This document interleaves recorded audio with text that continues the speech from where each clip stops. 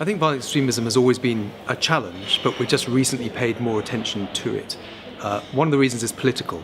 Certainly in the last US administration, President Obama and his colleagues took this issue very seriously, and they put a great emphasis on trying to prevent violent extremism, so there's been a new political momentum around this issue.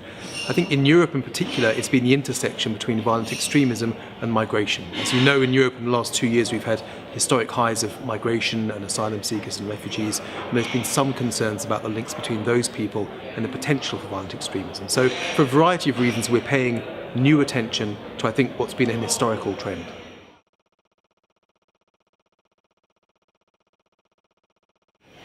Globally first, I think one of the big challenges is the lack of definition. We can't really decide and define what violent extremism is, what causes people to become violent extremists, and more importantly, what the solutions are. There's still a lack of research and evidence and data about what the issues are and what the challenges are and how to answer those. At the local level, I think the challenge really is to measure results. We know that there's great activities taking place, for example, in Finland at the moment, but to demonstrate the results of those activities, I think, is a very challenging thing to do. It's a long-term issue. It's about behavioural change. It's about demonstrating the counterfactual. So really demonstrating that what you are doing is making a difference is a very difficult thing for us to do at the moment. One of the things we've learned at the Global Community Engagement and Resilience Fund, GCERF, where I work, is that it's very hard to generalise. It's very locally specific and contextual. What drives one person to violent extremism in one place may be completely different at a different time of the year or next year, and it may be completely different to another valley or another region or another part of the world. On the whole, I would say it's about disenfranchisement and marginalisation.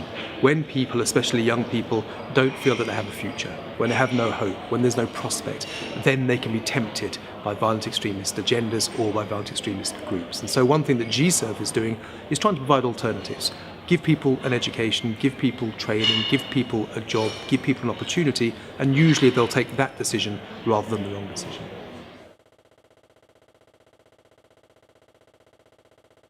Well, I think one tip is to listen to local people. And what we're trying to do at GCERF, and I know what's taking place in Finland, is to really listen to local communities, because it's local communities that are suffering and they know the solutions. We have great researchers and academics and think tanks, but the answers really lie at the local level. Speak to mothers, speak to sports coaches, speak to religious leaders. They're traditional leaders. They're the people who understand what's going on and who have some idea about the solutions.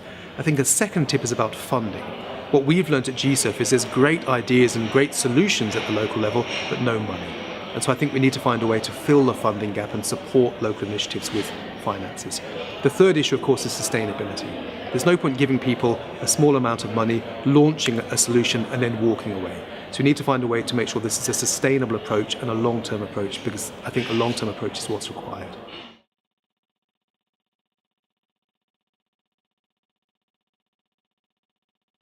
You know, I think there's been a lot of discussion about what drives radicalisation and what the obstacles are. There's too much emphasis on religion, in my opinion. We've done lots of research that shows that, in fact, religion isn't the main driver of people becoming violent extremists. It's about joblessness, or a lack of education, or a lack of a father figure, or a community cohesion that's broken down. So I think we overemphasise religion, which is a mistake. I think we haven't paid enough attention to the role of women. And women as agents across the board. Women can be perpetrators of violent extremism, women can join violent extremist groups, but also women as educators, as mothers, as community leaders can certainly find solutions as well. So I think too much attention on religion, too little attention on women at the moment.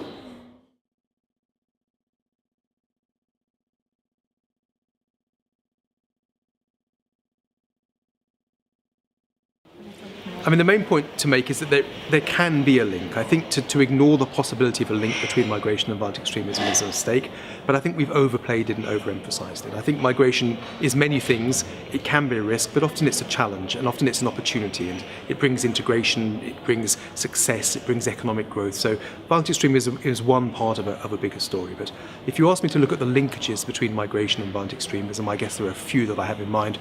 The main one is that migrants and refugees especially are fleeing violent extremism. They're not coming to perpetrate violent extremism, they're leaving their countries because they're scared of violent extremism.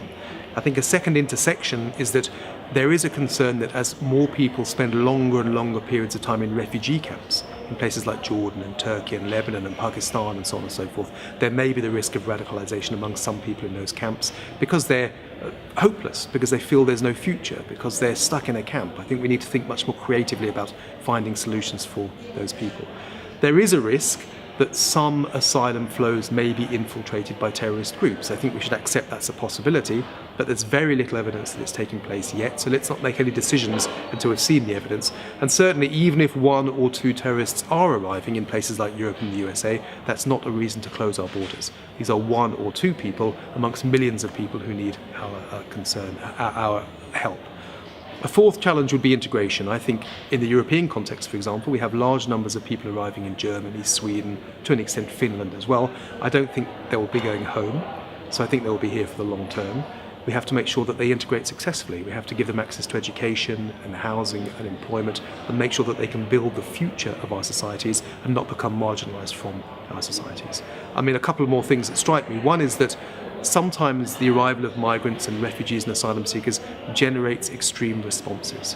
So it's not the asylum seekers and the refugees who are extremist, it's our responses to them that may be extreme. There was a news article yesterday from Germany saying that last year in Germany there were 10 attacks on migrants each and every day. That's violent extremism against migrants, not perpetrated by migrants. So again, I think we need to be aware of how we're responding. I think we need more political leadership around these issues. The final one that I would really like to promote is that as well as being a cause and a consequence of violent extremism, migration can be a solution. Migrants, as you know, send home a huge amount of money each year to their home countries. That can begin to address the root causes of violent extremism. It can educate girls, it can lift people out of poverty, it can make people feel that they've got a future. That's what we need to do to solve this problem in the first place. And I also believe very strongly that migration is about multiculturalism. It's about global cities. It's about tolerance. And the more that we have migration and the more that you and I can learn to live with migrants, the more that I think we can undermine and challenge the discourse that's coming from some of our opponents like ISIS and Boko Haram and so on and so forth. So migration can be a solution as well as a cause and consequence of violent extremism.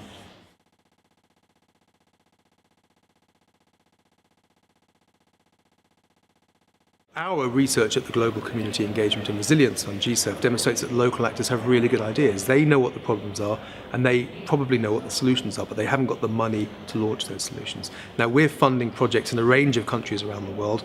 Some of those projects are around raising awareness. So giving mothers and sports coaches and clerics the tools to understand when something's going wrong, when your son behaves in a certain way, when people are not going to school, when there's high rates of unemployment, when people in your service are beginning to say strange things, then you can begin to spot the warning signs. So giving people the tools to spot problems before they become too serious is one thing you can do.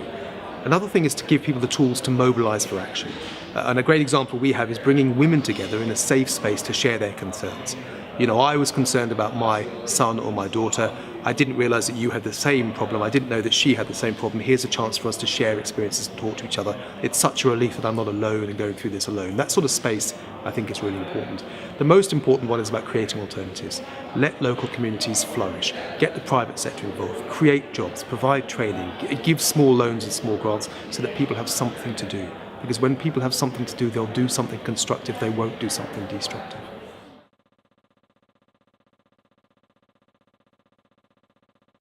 Internationally, the key is to maintain our focus on preventing violent extremism. It's been a very strong agenda over the last 2 or 3 years.